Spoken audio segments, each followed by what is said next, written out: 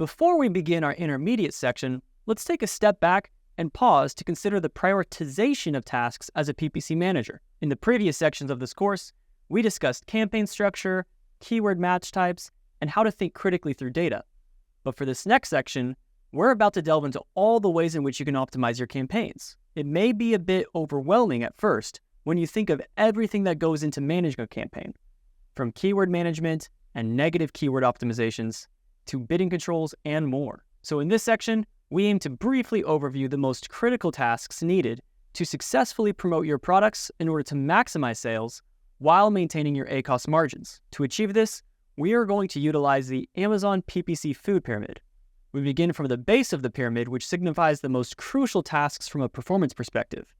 If we were implementing the Pareto principle, you could think of the very base of the pyramid as the 20% of effort that yields 80% of results. We will then ascend the pyramid through each level of optimization, applying the same principle to highlight the order of importance in maximizing results. The purpose of this pyramid is to guide your focus as you prioritize within your own projects, thereby enabling more efficient systems.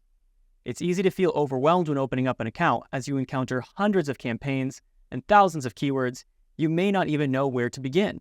But by the end of this lesson, you should have greater clarity around which tasks are most vital for you and which ones perhaps you don't need to be so overly concerned about, especially when time is limited. In an ideal world, we would be able to equally apply an infinite amount of time to each of these tasks, but we acknowledge that time is in fact quite limited.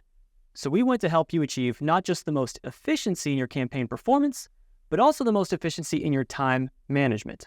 So let's dive in.